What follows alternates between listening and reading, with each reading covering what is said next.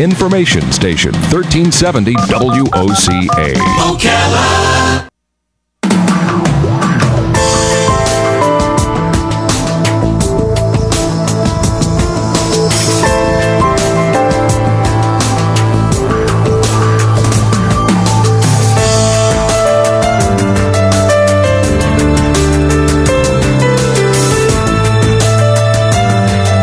All right, 11 minutes before 11 o'clock. Thank you for tuning in this beautiful Tuesday morning. I don't know how the rest of the country is doing, but here in Central Florida, it is really nice out there. One of the weird things about my job is that I do the news, and I also get to interview authors. And I was reading the book that we're going to talk about in just a moment. And at the same time, I had a story in the news.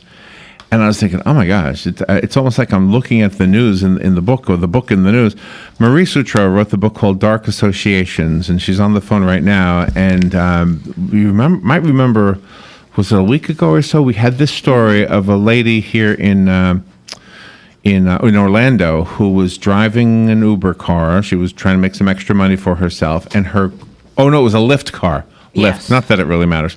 But anyway, so her passenger says, take me to this address, and she knows the address as a bad place. She didn't want to take him there, and she tells him so, and he says, if you don't take me there, you'll never see your children again. So she pulls into the Highway Patrol office parking lot. She speaks Spanish. The guy in the backseat doesn't even know that he's in the parking lot of the Highway Patrol, apparently. Yeah. She speaks in Spanish to one of the officers who fortunately could understand Spanish. She tells him, this guy just threatened me.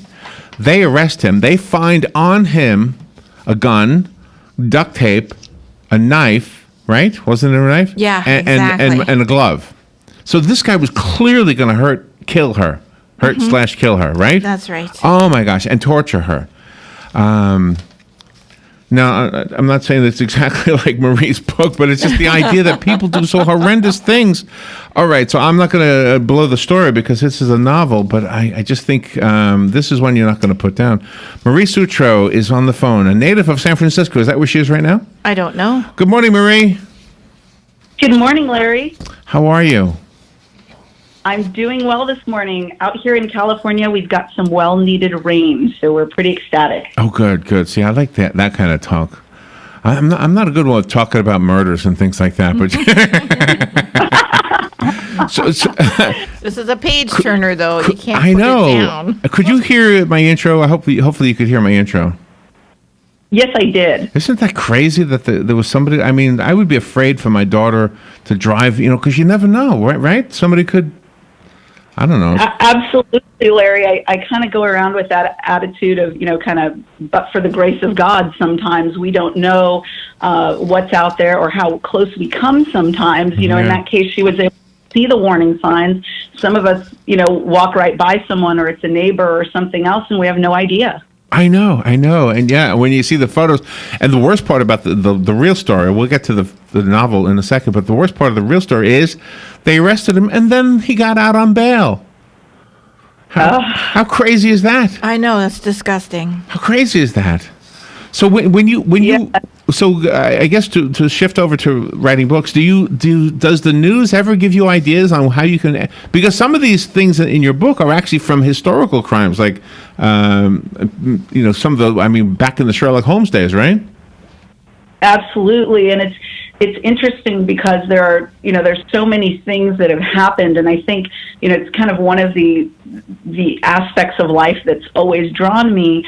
Say you could look at it and say, well, is that a dark fascination on my part, or people who watch the channel ID or some of these programs? Yeah. But I think there is a dark side to humanity, and it's one of those things that I've always liked to just kind of be aware of, because as I say, but for the grace of God for all of us, But what's curious is that as a writer, you must be able to step into the shoes of both sides, your protagonist as well as the creep she's trying to find. Mm-hmm.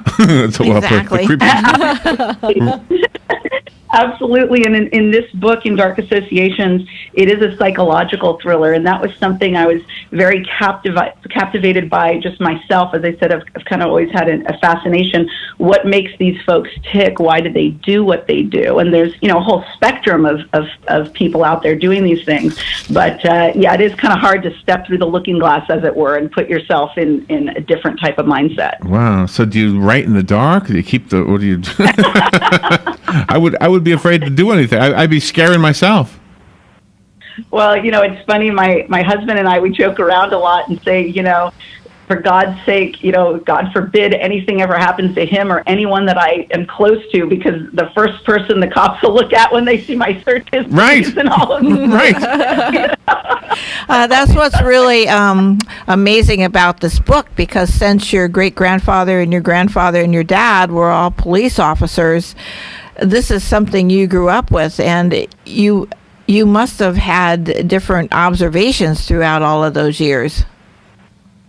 Yeah, it was really interesting hearing the stories as a child and knowing that kind of history was there in the family, and it definitely did. Hearing a lot of my dad's stories, even stories from my grandfather, stories that were carried down in family history. It gives you a unique perspective for understanding the law enforcement side, but then also, going on this journey myself to understand the opposite side as well. So the main character is, what do we say, the protagonist is Detective Kate Barnes with the San Francisco Police. And this is the first book where she's a new invention for you, or a new creation. You're her god. Right? Yes, she is.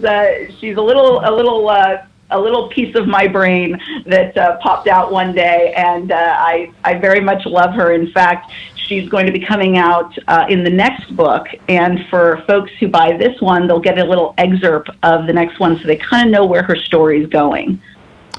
Sometimes I think I can tell the gender of the author. If I don't know the author, I can tell the gender of the author when the female protagonist is described in some very sexy way, right? As the first introduce us to her, right? Right. But you didn't shy away from that either. So I might have been fooled in your case. Well, thank you. I take that as a very high compliment.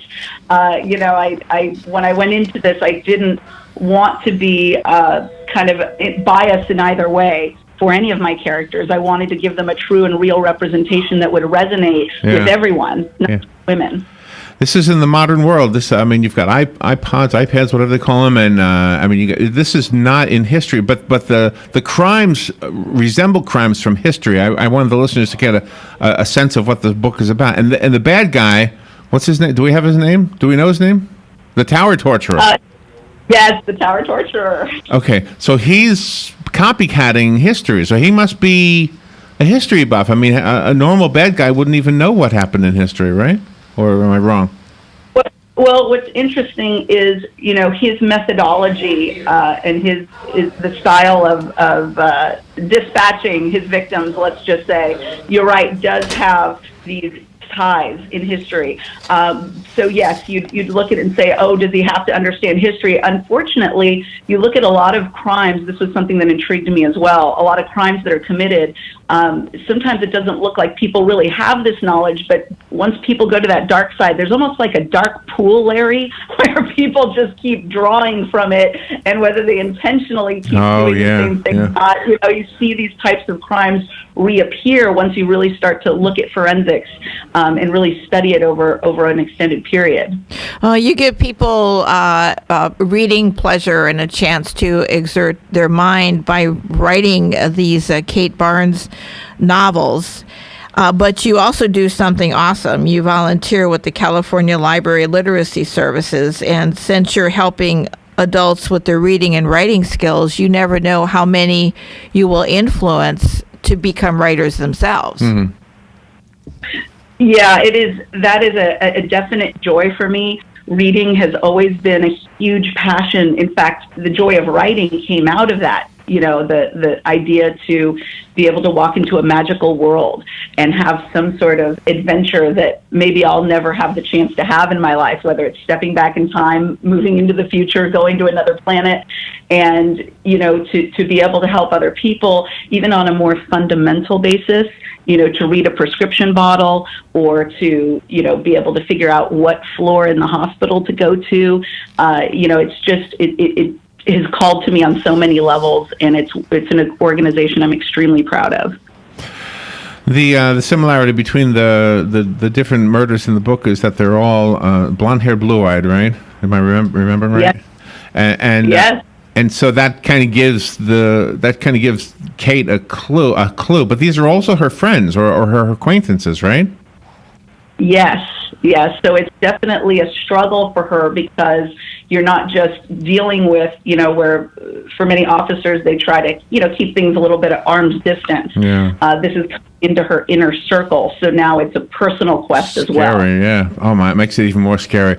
Well, thank you for being on the air to talk about it. I've got a copy of the book. If I have somebody out there that would like this one, call me. It is written by Marie Sutro, Sutro, and the book is called Dark Associations. The rest of us have to go buy it. I've got 20 seconds to figure out how to do that. Do you have a website you can direct us to? I do. It's mariesutro.com. Easy enough. mariesutro.com. Marie, thank you for being on the air with us. And I don't think it's not cold in San Francisco, is it? It's okay, right? It's okay. We got some rain. It warms things up. But thank you both so much. I do appreciate it. Thank you. We'll be right back. This is WOCA Ocala. Fox News Radio, I'm Lillian Wu. Interruptions and protests peppering the start of the confirmation hearing for Senator Jeff Sessions, the president-elect's pick for Attorney General. Some protesters wearing mock KKK costumes.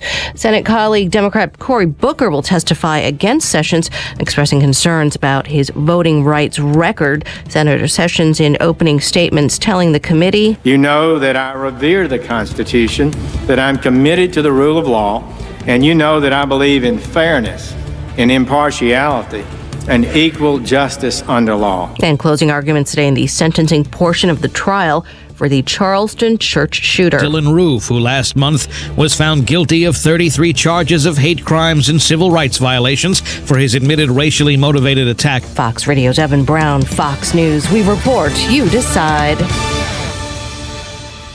And now, Geico Saving Stories. Nikki Peasley was happily married to Scott. However, something between them changed after Scott spent 15 minutes on Geico.com. Constant gifts, chocolates, flowers, like he discovered a cash tree. Cash tree, indeed. Unbeknownst to Nikki, Scott had saved hundreds of dollars on their car insurance by switching to Geico. His gifts never stop. Geico. Spend 15 minutes and 15% or more in savings could be gifted to you. As an entrepreneur, you're always on the go. So turn your mobile phone into a business phone system with Grasshopper, the entrepreneur's phone system. Make and receive business calls using our iPhone and Android apps. Get a new business number or keep your current one. Forward your calls to any phone and even get your voicemails transcribed. Join over 250,000 small businesses who stay connected with Grasshopper. See how it works at grasshopper.com, the entrepreneur's phone system.